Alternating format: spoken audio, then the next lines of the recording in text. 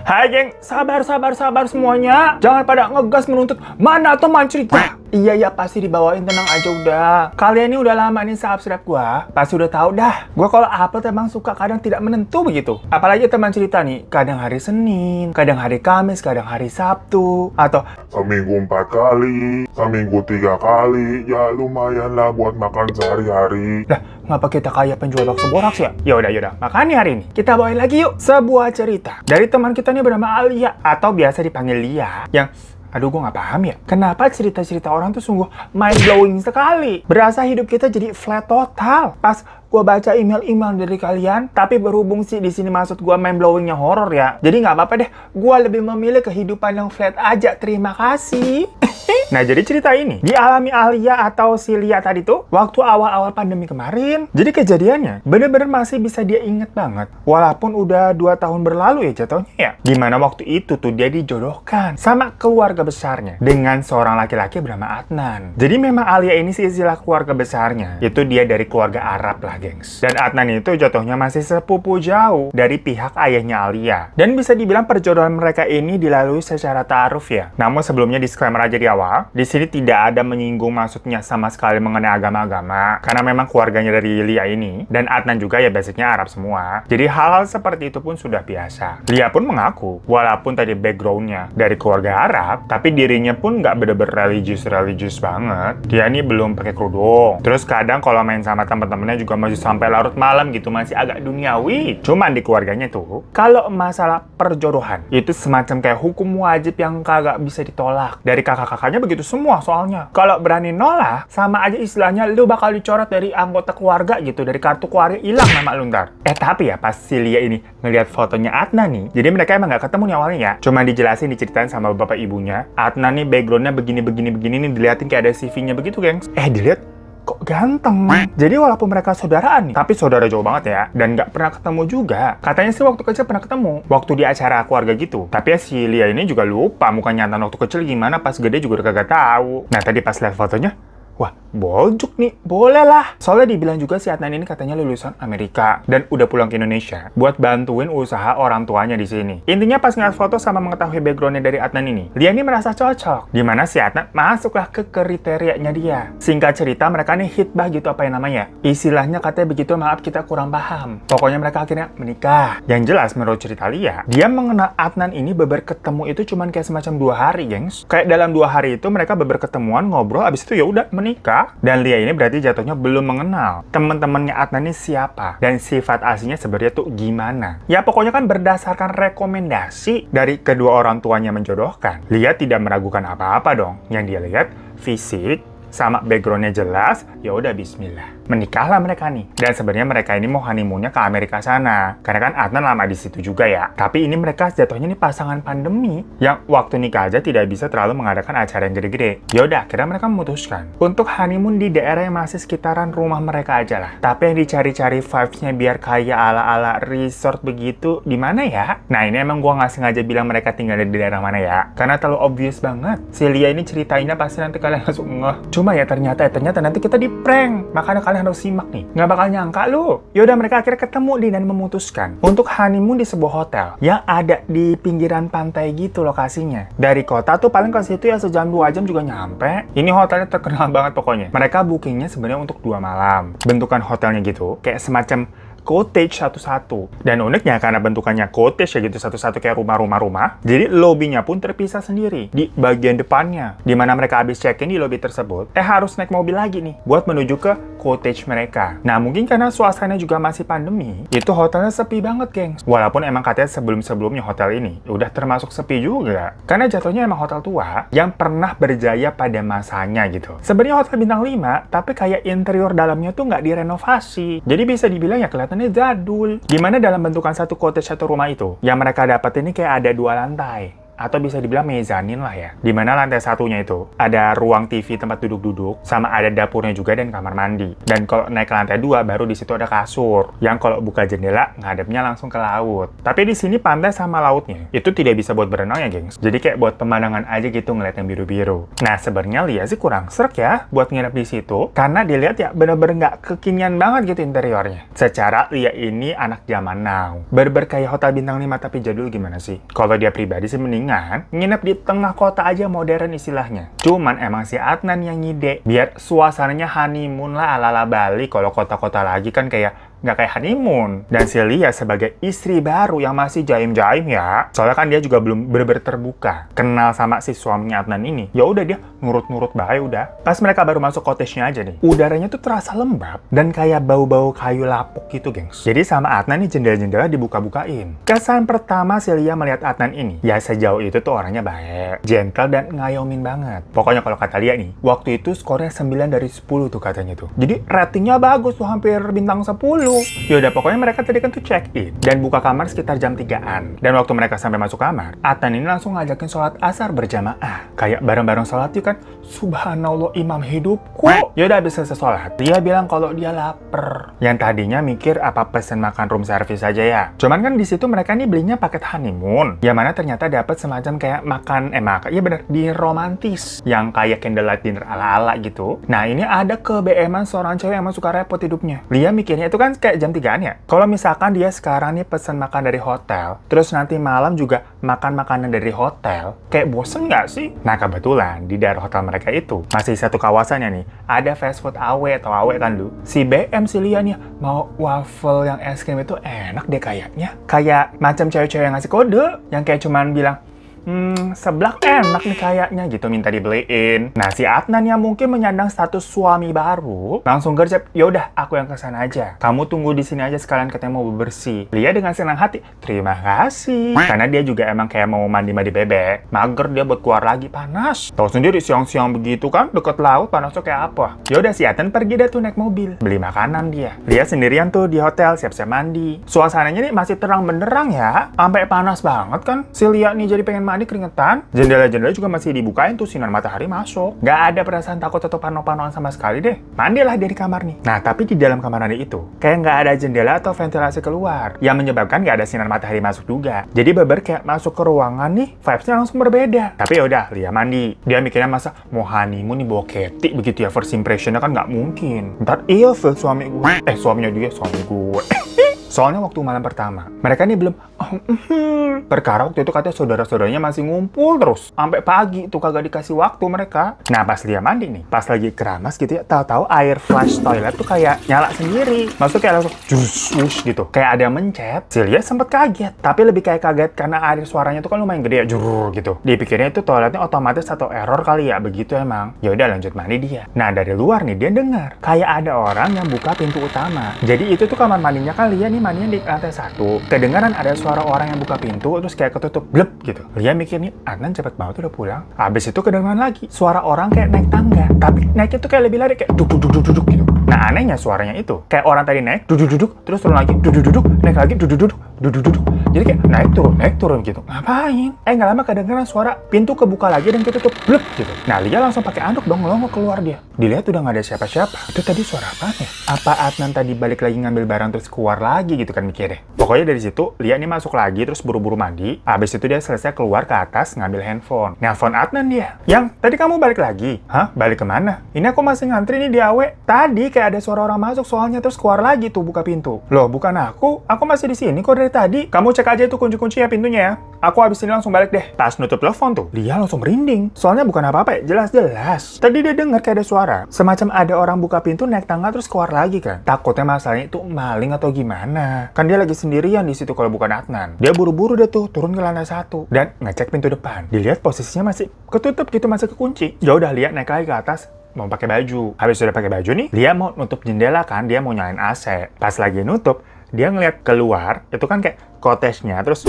rumput, pasir, sama ada pagar batu-batu gitu kan tinggi, baru laut. Nah, di atas pagar batu-batu itu, ada cewek berdiri kayak sambil gendong bayi. Tapi berdirinya kayak agak nyamping ke arah laut gitu, gengs. Jadi, agak belakangin cottage Lia. Si Lia di situ kayak megang jendela sambil ngebatin aja. Itu kasihan banget bayinya. Angin laut kan cukup gede ya. Dan mataharinya tuh lagi ngejreng banget, lagi panas. Tapi, ya udahlah, pas baru mau nutup, tahu-tahu nih ngeliat kayak ceweknya jatuh ke bawah gitu kayak lompat. Lah, Lia langsung buka jendelanya lagi kan. Dilihat, udah nggak ada ceweknya tadi di situ.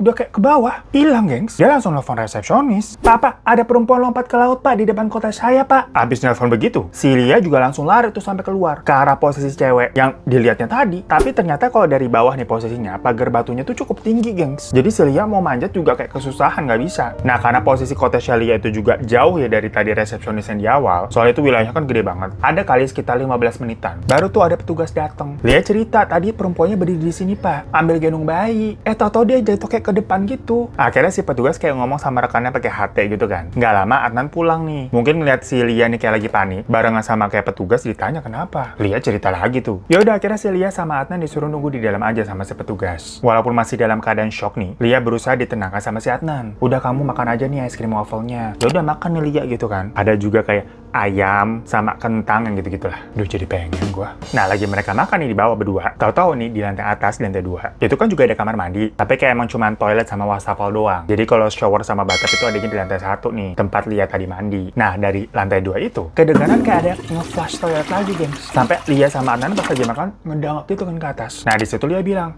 tadi di toilet yang sini juga sama tuh, flash toilet suka nyala sendiri. Tapi ya udah kayak lanjut makan aja, kayak dikiranya apa ya, error ataupun hal yang lumrah. Tahu-tahu ada suara brok gitu, kenceng banget, dan ternyata itu adalah jendela atas yang kayak ketutup sendiri. Jadi tadi pas adegannya Lia mau nutup jendela, kan dia ngeliat itu cewek kayak lompat ke depan, makanya dibuka lagi. Nah dia lupa buat nutup lagi. Sama Adnan dikira ya udah itu mungkin angin doang, kan anginnya juga cukup gede ya. Cuman maksudnya kan hati ini masih agak kaget tuh karena dengar suara jendela tahu-tahu tadi gebrak gitu. Tahu-tahu ada yang ngetok, jadi kayak kagetnya double. Nah ternyata itu adalah petugas, dimana mereka bilang nggak menemukan siapa-siapa di area cewek yang tadi katanya lompat. Masa sih Pak? Saya jelas banget lah liatnya Pak, beneran Pak. Lia ngotot nih kan ya, dia takut dikira bohong, padahal dia beneran ngeliat soalnya. Udah makasih Pak, kata si Adnan gitu kan, terus mereka tutup pintu. Si Adnan bilangnya mungkin ya kamu salah lihat aja kali, atau itu cewek udah turun bukannya lompat ke laut, tapi kamu nggak ngeliat dia pergi kemana. Nah di sini lagi-lagi si Adnan itu menenangkan Lia lagi, tapi udah sambil kayak ngelus-ngelus dan menuju ke adegan 17+.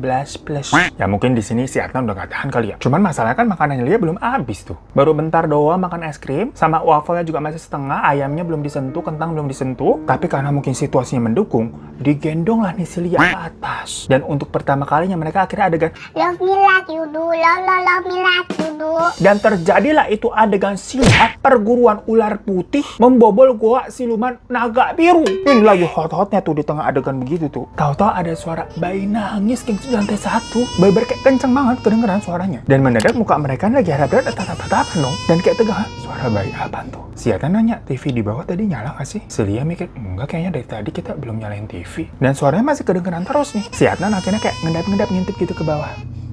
Terus dia langsung balik lagi, mukanya pucat. Lah Lia ketakutan dong ngeliat muka suaminya pucat begitu. Kayak, apa yang kenapa? Itu suara bayi apaan ya? Adnan cuma kayak geleng-geleng doang, terus dia diem di ranjang kayak orang ketakutan. Lah, si Lia ngeliat Adnan begitu, bawaannya juga ikutan takut lah, suami gue kenapa? Mau ngecek ke bawah nggak berani si Lia. Tahu-tahu si Adnan bilang, udah mau maghrib nih, kita mandi aja yuk sholat. Si Lia kan bingung ya, karena ini adegan silatnya belum kelar, baru setengah. Terus tahu-tahu si Adnan bilang gitu, mau mandi tapi kan cuman kamar mandinya di bawah, yang di atas tuh cuma toilet doang. Akhirnya mereka kayak diem-dieman awkward gitu, gengs, kayak nggak tahu mau ngapain. Dan lama-lama suara bayinya tuh seakan-akan kayak menjauh dan hilang. Itu aneh banget. Jadi kayak awalnya suaranya tuh dari lantai 1. Terus kayak pelan-pelan berasa tuh bayinya tuh pergi gitu, menjauh sampai suaranya senyap. Pas udah nggak kedengeran tuh suara tangisan bayi tadi, Adnan langsung gandeng si Lia ke kamar mandi di bawah. Dan mereka mulai mandi tuh. Nah dikiranya Lia di kamar mandi itu mau adegan bersambung yang tadi tuh di atas kagak jadi. Tapi ternyata kagak. Si Adnan bener-bener buru-buru ngelarin mandi wajib dan keluar duluan aja udah. Si Lia terpaksa harus sampoan lagi. Padahal kan soalnya tadi sore-sore dia udah sampoan ya. Hatinya jadi kayak ngedumal tuh. Udahlah kentang, rambutnya basah lagi, susah keringnya nih. Keluar nih, biar niat hati menenangkan emosinya. Mau ngademin, udah deh makan pakai es krim enak kali nih. Sama ngunyah ayam junk food itu emang paling the best. Kulitnya kriuk-kriuk gitu. Enak bayangan. Pas ke meja ngeliat ayamnya udah habis semua, tinggal tulang semua. Wafelnya juga udah habis, tinggal bungkusnya doang. Di situ Lia langsung agak ngegas ke Adnan. Kamu ngabisin semuanya, aku nggak disisain. Si Adnan nih kayak lagi sibuk kayak main handphonenya gitu, kayak nggak ngerti. Hah? Habisin apaan? Ini ayam sama wafelnya kan tadi aku belum makan semuanya. Sampai agak mau nangis si Lia kan kesel. Udah bayangin gitu kan mau makan enak, loh kok dihabisin semua. Tapi si Adnan bilang, loh, enggak, aku juga belum makan kok. Ya cuma si Lia nggak percaya ya. Beber abis itu tinggal tulang semua, siapa lagi kalau bukan Adnan, orang mereka berdua di situ. Nggak ada siapa-siapa lagi. Nangis dia akhirnya ngambek si Lia. Si Adnan nih bukannya menenangkan hati istrinya yang lagi nangis karena ayamnya habis. Dia malah toto ke toilet gara-gara udah waktu azan. Langsung ambil wudhu dan sholat maghrib ke atas ke kamar di lantai 2 tuh. Tanpa ngajak si Lia buat berjamaah. Padahal kan tadi aja pas baru sampai sore-sore langsung ngajakin ashar berjamaah ya. Sementara si Adnan lagi sholat di atas tuh. Lia masih di bawah tuh, masih di tempat duduk tadi meratapi ayam-ayam sama wafelnya udah pada gone gitu, tinggal sisa apa sih? Keremas-keremasan kulitnya doang. Dicomotin dia tuh laparnya banget kali, kesian. Nah, kalau sholat maghrib itu kan bersuara ya gengs, terutama cowok nih. Jadi memang suaranya Adnan itu kedengeran tuh dari lantai atas. Pas si Adnan lagi baca Al-Fatihah, pas kalimat-kalimat terakhir tuh, yang ghairil maghdubi alaihim waladdallin. Ada suara cewek yang kayak nyautin amin. Lia lagi makan keremasan ayam kayak langsung melotot. Hah? Itu suara siapa? Dikira ada orang iseng dari luar. Karena mungkin suaranya Adnan kan gede gitu, jadi kedengeran sampai luar. Terus ada yang nyautin lah. Dia akhirnya celak-celuk tuh dari jendela, kayak tapi nggak ada apa-apaan, gelap banget. Nah, tadi kan rokat pertama ya. Ditungguin lagi nih sama Lia nih pas rokat kedua. Dan sama geng, pas waladdallin amin, ada lagi suaranya, suara cewek. Itu Lia beber langsung merinding dan dia kayak buru-buru naik ke atas nengok. Pas lihat si Adnan sholatnya sendiri. Ngaco, denger gak pantai digoncir. Akhirnya Lia duduk di kasur nungguin Adnan sampai selesai sholat. Habis assalamualaikum gitu kan, si Lia langsung bilang, kamu denger gak tadi ada yang nyautin kamu gitu, bilang amin. Si Adnan kayak bingung, maksudnya gimana? Nah jadi kayaknya si Adnan ini gak denger nih gengs. Wah, si Lia langsung mikir, kacau nih kalau cuma dia doang yang denger maksudnya. Habis selesai si Adnan langsung nyuruh si Lia buat sholat. Dia bilang, kenapa kamu duluan nggak ngajak aku? Adnan alasannya dikirain si Lia mau makan dulu. Tapi kan mohon maaf ya Pak, makan apaan, orang tinggal rempah-rempah kulitnya doang. Makin bete nih si Lia sama alasan suami yang ngadi-ngadi. Dia bilang, yaudah tapi kamu di sini ya temenin aku. Iya, kata si Adnan kan. Yaudah, Lia ambil wudhu terus sholat. Sementara Adnan di kasur tuh main handphone. Pas lagi rokat kedua, tahu-tahu dari bawah nih ada yang ngetok yang mengakibatkan si Adnan turun ke bawah buat bukain pintu. Tapi kan posisinya si Lia nih jadinya lagi sendirian sholat tuh di lantai atas. Gak kusyuk dia dalam hati, aduh kampret nih suami gue kok turun. Pas lagi rokat ketiga, dari samping kasurnya Lia nih di sebelah kanan sini, kayak ada suara orang yang duduk di kasur gitu gengs. Gimana sih, kayak gitu. Lantainya juga kan itu lantai kayu ya. Jadi kedengeran ada suara gitu. Itu dia langsung deg-degan banget sih Lia. Kayak mau nangis gitu rasanya. Pas abis sujud gitu kan, ngeliat di sebelah sini beber kayak ada sesuatu lagi duduk di sini nih. Sementara si Adnan kan ke bawah. Sampai udah selesai pas assalamualaikum, si Lia tutup mata gitu, nggak berani assalamualaikum warahmatullahi gitu. Abis selesai dia mau bangun juga kakinya tuh gemeter gitu. Karena dia yakin di sebelah kanannya sini ada sesuatu, gengs. Sementara di depannya tuh meja rias ada kaca. Jadi dia mau nengok ke depan juga nggak berani. Nunduk aja gitu bawahnya. Sampai bilang, sayang sini sayang gitu. Kedengeran tuh Adnan naik, deg. Bilang si Adnan, yuk dinernya udah ready, katanya gitu. Ngeliat Adnan udah naik, si Lia langsung buru-buru ke bawah, nggak copot mukena. Jadi dia bener-bener nggak lihat juga tuh di belakang di kasur tadi tuh sebenarnya ada apaan. Baru di bawah, dia langsung copot mukena, keluar dia langsung. Nggak ganti baju, nggak dandan sama sekali. Karena alat makeupnya kan tadi tuh di atas tuh. Padahal kan ini ceritanya mau candlelight dinner ala-ala ya. Nah pas lagi makan, si Lia nih bilang, kayaknya cottage kita tuh horor deh, nggak betah aku. Tapi si Adnan kayak diam aja sambil makan terus bilang, kita tuh takutnya sama Allah aja, jangan sama setan gitu. Ya si Lia langsung kayak, ini mah roman-romannya. Kalau cerita begini gue kagak bakal didengerin juga lah. Yaudah habis selesai makan mereka balik lagi ke kamar. Karena efek kekenyangan, si Lia ketiduran duluan deh tuh pokoknya. Nah pas tidur itu, dia mimpiin cewek yang dilihat tadi sore. Kayak nangis-nangis sambil gendong bayi. Mukanya jelas tapi kali ini kelihatannya cantik gitu. Tapi sedih banget. Cuman di situ Lia pikir, kok ini sekarang kok bisa ngeliat mukanya? Padahal tadi gue nggak lihat, ini mimpi nih. Nah mimpinya itu nggak seram, gengs. Cuman kayak si Lia ngeliat si cewek ini dari kayak kejauhan gitu. Dan tahu-tahu dia kebangun. Ngeliat jam 2 malam. Posisinya di sebelahnya, Adnan udah tidur belakangin dia. Ngedumel lagi, nggak romantis banget sih gue nggak dipeluk. Dan karena tadi si Lia ini abis ketiduran ya, mulutnya tuh masih kayak ada hawa-hawa bobo seafood. Abisnya kan tadi dinernya dinner seafood. Ke toilet lah dia mau sikat gigi. Ini toilet yang ada di lantai 2 yang ada wastafelnya. Pas lagi sikat gigi nih, dia denger lagi ada suara bayi nangis. Tapi kedengarannya kali ini dari luar. Jam segini ada nangis bayi, ngapain dibawa keluar malam-malam? Kan angin malam laut tuh gede banget, kenceng ya. Kayak nggak mungkin, wah nggak beres nih. Dan makin lama suaranya kok makin deket nih kedengerannya. Jadi kayak tadi tuh senyap-senyap, tau-tau kayak ada di samping luar cottage yang di bawah nih. Mau nengok dari jendela juga nggak berani lah si Lia. Akhirnya dia mencoba untuk bangunin suaminya Adnan. Tapi pas dibangunin, ditepok-tepok gitu,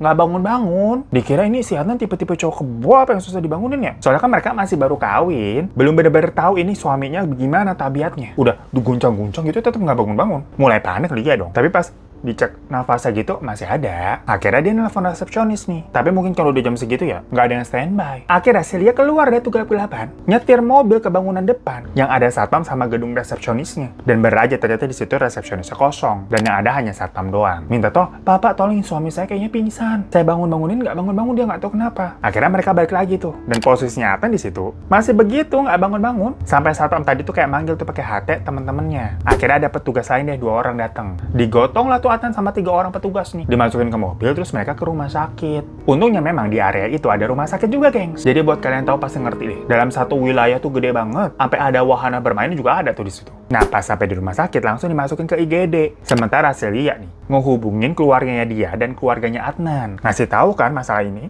Pas lagi mau dicek sama dokter IGD si Adnan nih, tahu-tahu dia bangun, sadar gitu langsung. Kayak orang tidur bangun nggak ada apa-apaan gitu. Malah dia bingung loh, kenapa nih tahu-tahu gue di rumah sakit? Dan pas di make sure sama dokter, dibilang semuanya normal. Jadi dikira si Adnan ini emang kayak kebo aja kali tidurnya. Cuman anehnya kan tadi udah sempat digotong tuh dari lantai 2, masa iya nggak bangun nggak sadar? Kalau emang itu cuma tidur gitu. Tapi ya udah akhirnya mereka pulang lagi balik ke kamar. Dan mungkin karena saking paniknya tuh ya chaos, Lia juga lupa ngabarin kalau si Adnan ini udah bangun nih. Lia juga udah nanyain, kamu kalau tidur emang begini ya susah bangun ya? Adnan bilang enggak kok. Dia juga heran ngerasanya tadi tidur aja. Pokoknya Adnan ngakunya begitu doang ya. Singkat cerita, keluarganya si Lia sama keluarganya Adnan itu rame-rame udah datang ke rumah sakit. Lia baru kayak astagfirullahaladzim, lupa ngabarin. Akhirnya udah mereka ngumpul lah malam itu di satu cottage. Jadi kayak ribet nih nyusahin orang. Mau honeymoon jadi rame-rame lagi. Dan walaupun ini lokasinya deket laut, tapi ini nggak jauh sama sekali ya. Jadi emang pada bisa banget itu nyamperin. Pokoknya yang datang waktu itu ada Abi, Umi sama kakaknya Lia yang cowok. Dan dari pihak Adnan ada bapaknya sama ajudannya gitulah, supir yang ngikut. Yaudah mereka akhirnya pada ngobrol-ngobrol tuh di ruang bawah di lantai 1 sambil mau nunggu subuh. Habis itu rencananya baru mereka akan pulang. Soalnya kan masih gelap juga jalanan ya. Nanggung itu udah jam sekitar 4:30 soalnya. Jadi ya udahlah ngobrol-ngobrol nunggu subuh. Nah, tapi Lia nih ngerasa kayak aduh ngantuk gua. Akhirnya sama Abi dibilang ya udah kamu tidur aja tuh sama Umi ke atas, nanti kalau subuh kita bangunin. Ya udah karena ngantuk berat, si Lia ditemenin sama Umi naik ke atas. Tidurlah dia merem. Blep gitu kan, udah hilang, nggak ngerti apa-apa. Bangun-bangun pas melek, tahu-tahu semua orang udah ada di sekelilingnya dia.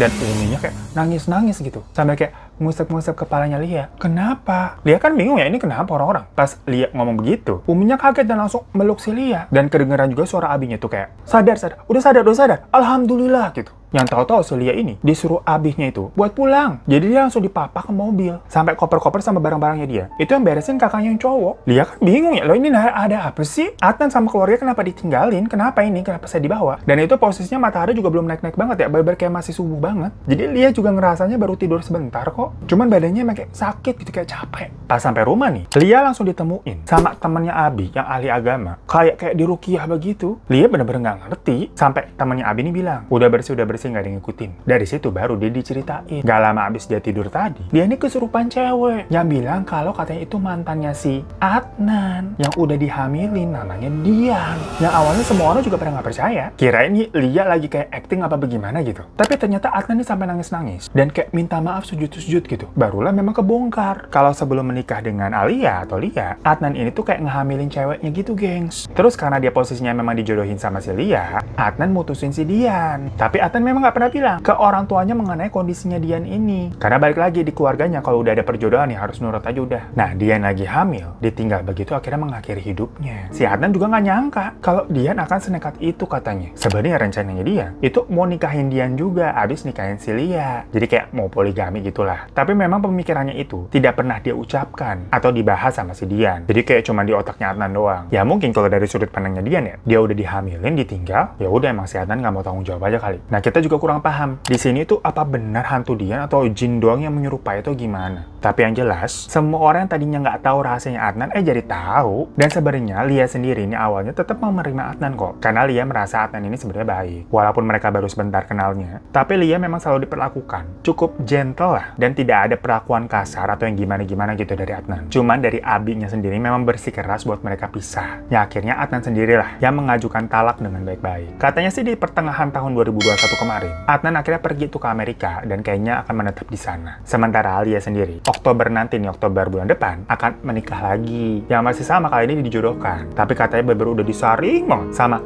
abinya dan pasti lulus sertifikasi.